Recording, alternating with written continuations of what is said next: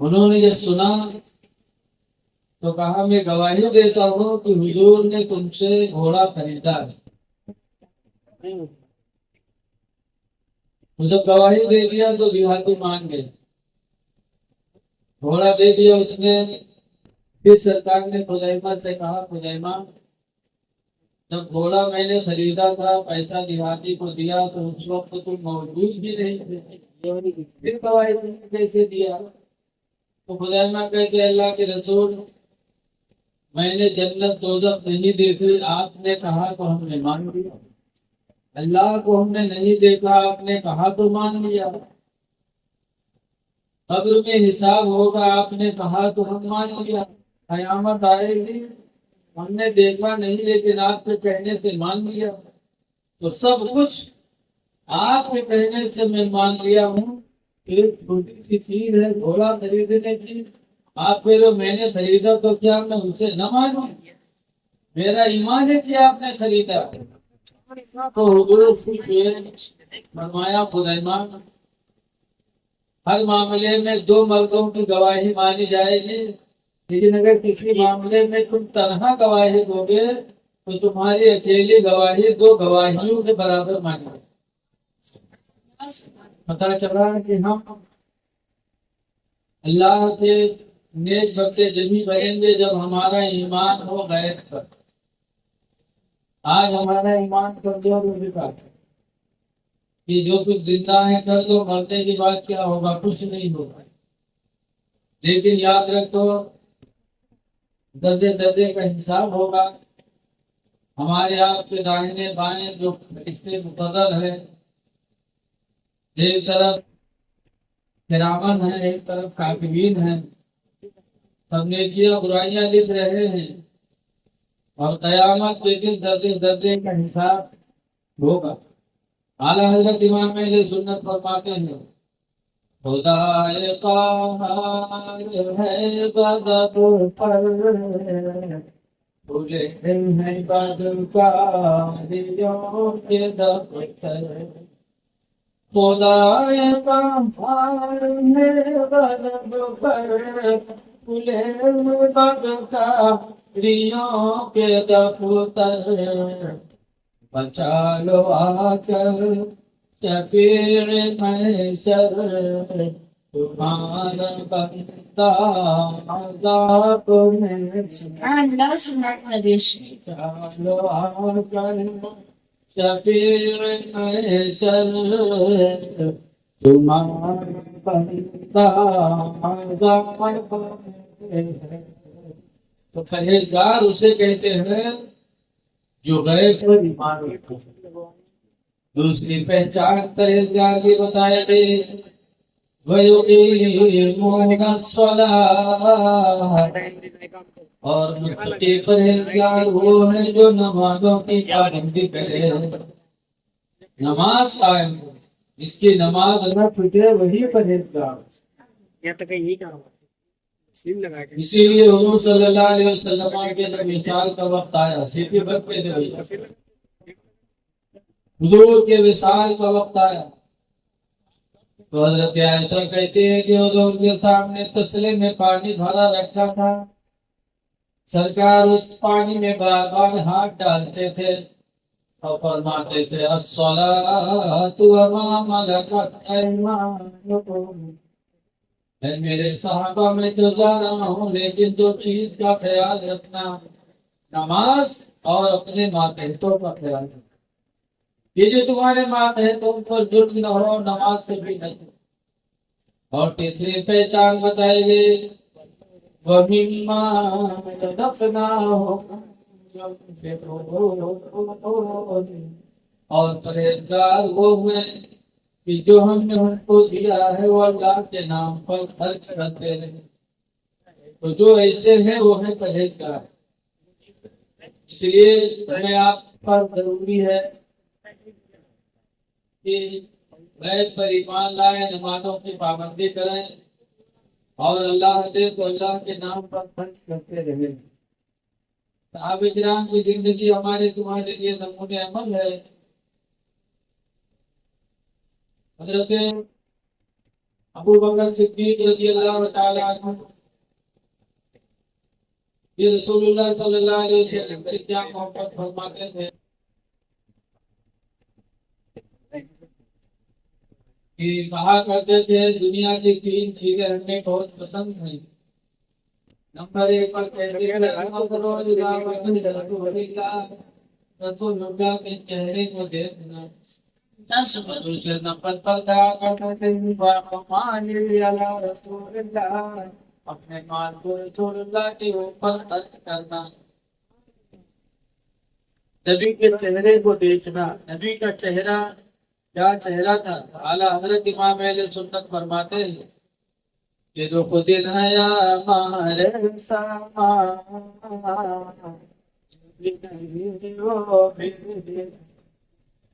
تقبری survey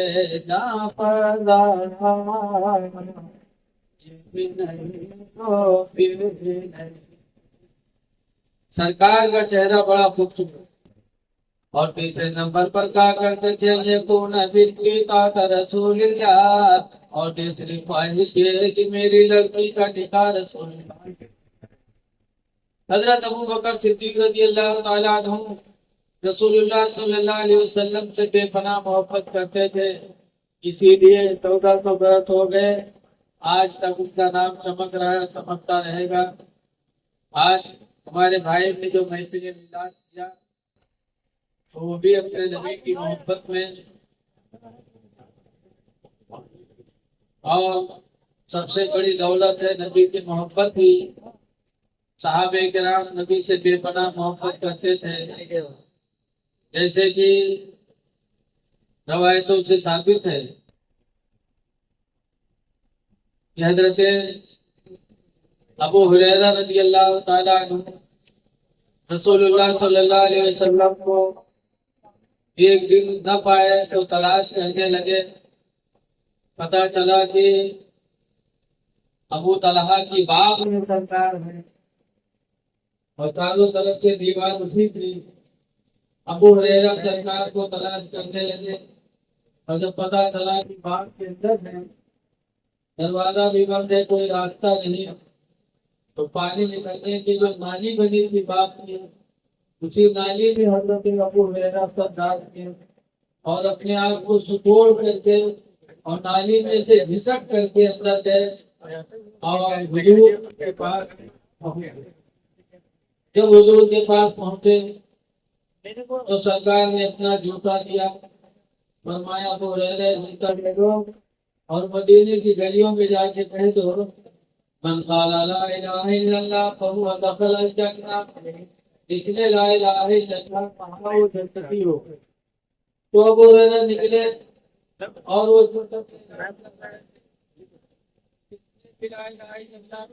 جنتی ہو گیا۔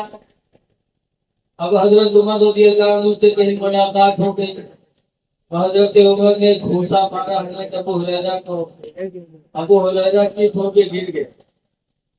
حضرت عمر کہتے ہیں اس طرح کہو گے تو لوگ نمازوں کو چھوڑ دیں گے، زکات دینا چھوڑ دیں گے، قرآن پڑھنا چھوڑ دیں گے، جب اتنا سن لیں گے کہ جس نے لا الہ الا اللہ کہا وہ جنت میں چلا جائے گا تو ساری چیزیں لوگ چھوڑ دیں گے۔ ابو ہریرہ اٹھے اور پھر سرکار سے آ کر کے شکایت کیا تو سرکار نے حضرت عمر کو ڈانٹا بھی نہیں کہ جو عمر نے کہا وہ بھی درست پڑا۔ تو اس سے ہمیں دو چیزیں ملتی ہیں، ایک جو یہ کہ صحابہ کو نبی سے بے پناہ محبت تھی، راستہ نہیں پایا تو نالی میں لومڑی کی طرح سکڑ کر کے اور نکل کے سرکار کو دیکھا۔ اور دوسری بات یہ ہے کہ حضرت عمر نے منع فرمایا کہ ایسا اعلان نہ کرو، ایسی بولیاں نہ بولو جس سے لوگ اعمال سے دور ہوں گے،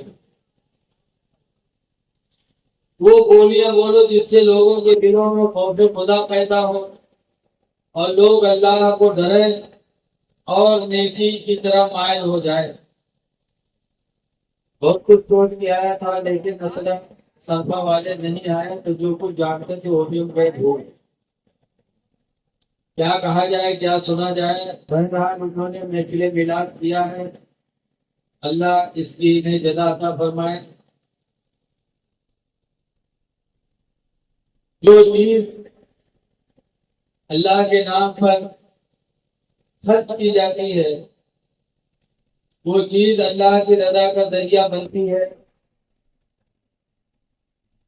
صحابہ کرام کی زندگی ہمارے تمہارے لیے نمونِ عمل ہے. حضرت سیدنا علی شیر خدا رضی اللہ تعالیٰ عنہ ہیں. ان کا جو بھی کام ہوتا تھا اللہ کی رضا کے لیے ہوتا تھا. ایک جنگ میں تشریف لے گئے, اللہ کے راہ میں لڑ رہے تھے. ایک شخص سامنے آیا تو حضرت علی نے ان سے پٹک دیا اور اس کے سینے پہ بیٹھ گئے. تلوار نکالا, اس کے گردن پہ رکھا, کاٹنے جا رہے تھے. اتنے میں اس نے حضرت علی کے چہرے پہ تھوک دیا تو حضرت علی نے اسے چھوڑ دیا. کہا جا سینے سے اتر آئے, چھوڑ دیا. اس نے کہا علی تمہارے چہرے پر میں نے تھوکا تو تم کو تو اور بری طرح سے مجھے ذبح کرنا چاہیے, بجائے ذبح کرنے کے آپ نے چھوڑ دیا. تو حضرت علی کہتے ہیں میں مدینے سے میدان جنگ میں آیا تھا صرف اس نیت سے کہ اللہ راضی ہو جائے, لیکن جب تمہارے سینے پہ چڑھا تو میں ذبح بھی کرنے جا رہا تھا اللہ کی رضا کے لیے, لیکن جب تم نے میرے چہرے پہ تھوک دیا تو مجھے غصہ آیا. پھر میں نے سوچا اب اگر ذبح کروں گا تو اللہ کی رضا کے لیے نہیں ہوگا بلکہ اپنے نفس کو خوش کرنے کے لیے ہوگا, اس لیے میں نے تجھے چھوڑ دیا. ہم لوگ کوئی کام اپنے نفس کے لیے نہیں کرتے, جو کچھ کرتے ہیں سب رضائے مولا کے لیے کرتے ہیں. تو صحابہ جو بھی کام کرتے تھے اللہ کی رضا کے لیے کرتے تھے. آج انہوں نے بھی میلاد شریف کیا اللہ کی رضا کے لیے. اللہ دیکھ رہا ہے اور نیتوں کا ثواب اللہ عطا فرمائے گا. حدیث میں انما الاعمال بالنیات, بے شک ہم لوگ کا دار و مدار نیت پر ہے. نیت ان کی محفل میلاد کی تھی, اللہ اس کا ثواب دے گا. جو لوگ آئے یا نہیں آئے اس سے ان کی نیت پر کوئی اثر نہیں پڑے. خوش نصیب مسلمان آج کوئی بھی کام ہوتا ہے تو اپنے نبی کی میلاد کراتا ہے, اس لیے کہ جو کچھ ملا ہے سب نبی کے وسیلے سے ملا ہے.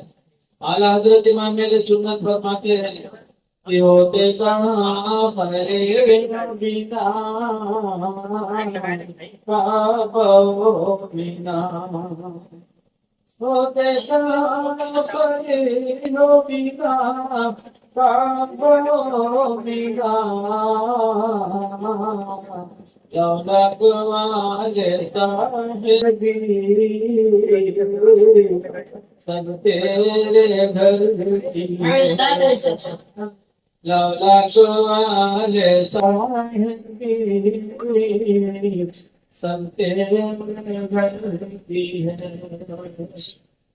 صحابہ بہت محبت کرتے تھے. حضرت عثمان غنی رضی اللہ عنہ نے ایک دن حضور کو دعوت دی.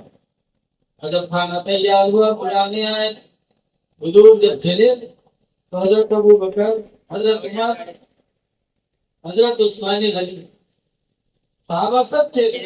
حضرت عثمان غنی حضور کے پیروں کی گنتی کی 1 2 3 4 5. حضور نے پوچھا ابو عثمان گنتی گن رہے ہو؟ کہا ہاں اللہ کے رسول آپ کے قدموں کو گنتی گن رہا ہوں کہ میرے گھر تک آپ کتنے قدم چلتے جائیں گے, قدموں کو گنتی کرتا ہوں. کہا کیوں؟ کہا ارادہ ہے کہ آپ کے ہر قدم کے بدلے میں اللہ کی راہ میں ہمیں غلام آتا تھا. اللہ نے دولت دیا تھا. حضرت علی بھی اس دعوت میں تھے. آئے گھر پہ تو رنگین. حضرت فاطمہ نے پوچھا اللہ کے سیب آج آپ بہت رنجیدہ ہیں. کہا کیا کروں, اللہ نے اگر عثمان غنی جیسے مجھے بھی دولت دی ہوتی تو آج میں بھی اپنے نبی کی دعوت ویسے ہی لیتا جیسے عثمان نے لیا ہے, لیکن مجھے افسوس ہے کہ اللہ نے مجھے غریبی عطا کی. فاطمہ کہتی کیسی دعوت کی عثمان؟ کہا عثمان نے حضور کی دعوت لی اور جب حضور عثمان کے گھر گئے تو حضور کے قدموں کی گنتی گنی اور جتنے قدم چلتے گئے ہر قدم کے بدلے میں عثمان نے غلام آزاد کیا. فاطمہ کہتی ہے کم نہ کرو جاؤ تم بھی حضور کو دعوت دے دو. اچھا گئے دعوت دے آئے کھانا تیار ہوا کہا جاؤ حضور کو بلا لاؤ اور جب حضور آئیں گے تو تم بھی ان کے قدموں کی گنتی کر لینا. تو علی کہتے ہیں میں کیا اگر سرکار نے پوچھ لیا علی میرے قدموں کی گنتی کیوں کر رہے ہو تو میں حضور کو کیا جواب دوں. وہاں چھپ رہے.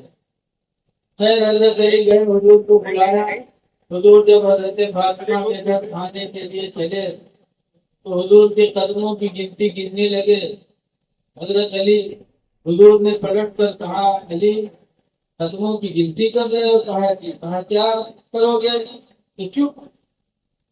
حضور آئے حضرت فاطمہ کے گھر کھانا کھایا اور جب کھانا کھاتے چلے گئے تو حضرت فاطمہ نے مصلی بچھایا اور 2 رکعت نماز پڑھی اور دعا مانگی پروردگار آج میرے پاس عثمان جیسی دولت نہیں ہے کہ میں اپنے نبی کے قدموں کے برابر غلام آزاد کروں لیکن یا اللہ دعا کرتی ہوں کہ تو جتنے قدم میرے ابا سے میرے گھر تک پڑے ہیں ہر قدم کے بدلے میں امت محمدیہ کی مغفرت حاصل.